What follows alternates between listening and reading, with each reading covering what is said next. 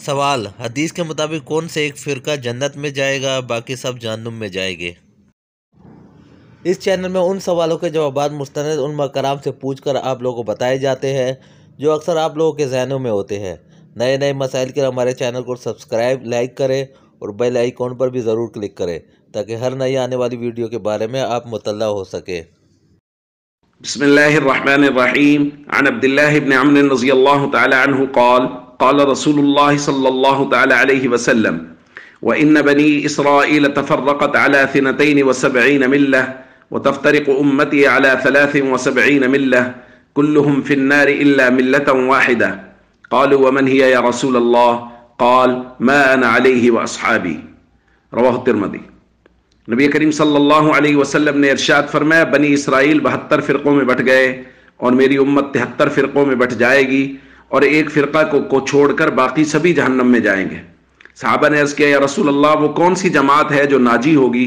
حضور نے فرمایا، یہ وہ لوگ ہوں گے جو میرے اور میرے صحابہ کے نقش قدم پر ہوں گے۔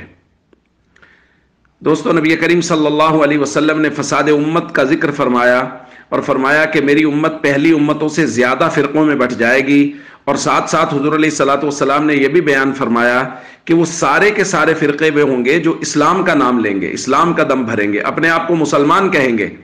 لیکن حضور نے فرمایا سبھی لوگ غلط فہمی کا شکار ہوں گے اور کچھ لوگ جھوٹ بول رہے ہوں گے۔ نبی کریم صلی اللہ علیہ وسلم نے فرمایا، یاد رکھ لینا کہ وہ سب کے سب جہنم میں جائیں گے، صرف ایک فرقہ ہوگا جو نجات پانے والا ہوگا۔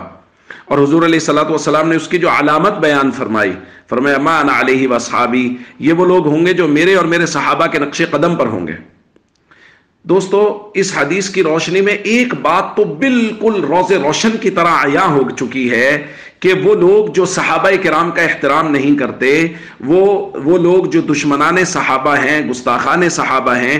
وہ لوگ تو کبھی بھی نجات پانے والے نہیں ہو سکتے، اور وہ لوگ کبھی بھی امت کا وہ طبقہ، وہ جماعت نہیں ہو سکتے جو قیامت کے دن سرخرو ہوگی، اس لیے کہ جن لوگوں کی پیروی کرنے کو اللہ کے نبی صلی اللہ علیہ وسلم نے فرمایا ہے کہ پیروی کرنے والے جنت میں جائیں گے، جو انہی کے خلاف بک بک شروع کر دیں تو کیسے نجات پا سکتی؟ جیسے کل روایت میں ہم نے پڑھا، حضور نے فرمایا علیکم بسنتی وسنت الخلفاء الراشدین المہدیین، اختلاف کے وقت میری اور خلفاء راشدین کی سنت پر عمل کرنا لازم ہے۔ اور جو لوگ یہ کہیں دشمنان صحابہ کہ ہم ان کو خلیفہ راشد ماننے کے لیے تیار نہیں ہیں، اور جب بھی کوئی بل پیش ہوتا ہے اسمبلی میں، وہ کسی بھی اسمبلی میں ہو، تو جو لوگ پریس کانفرنسز کرتے ہوئے باہر آ جاتے ہیں، واویلا چیختے چلاتے ہوئے باہر آ جاتے ہیں کہ جی گستاخی کے خلاف قانون نہیں بننا چاہیے، تو بھائی آنکھیں کھلی رکھیں، میں کہا کرتا ہوں آنکھیں کھلی رکھیں، دیکھیں یہ کون لوگ ہیں جو ٹاک شوز میں بیٹھ کے، میڈیا پہ بیٹھ کے، سنیوں کی مجالس میں بیٹھ کے تو کہتے ہیں نہیں جی ہم تو سبھی صحابہ کا احترام کرتے ہیں، ہم تو کسی کی گستاخی کو جائز نہیں سمجھتے،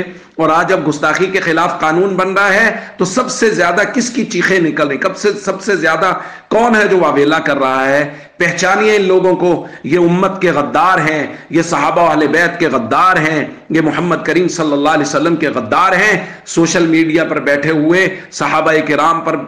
تو بہتان باندھنے والے، اور وہ لوگ جو صحابہ کرام کے اور اہل بیت کے درمیان میں بغض ثابت کرنے کی کوشش کر رہے ہیں، ان سے ہوشیار رہیے، امت کو خبردار کیجئے اور بتائیے کہ یہ لوگ راہ راست سے ہٹے ہوئے ہیں۔ اصل وہ لوگ ہیں جو صحابہ کرام کی محبت دلوں میں رکھتے ہیں اور ہمیشہ ان کا نام عزت اور احترام سے لیتے ہیں۔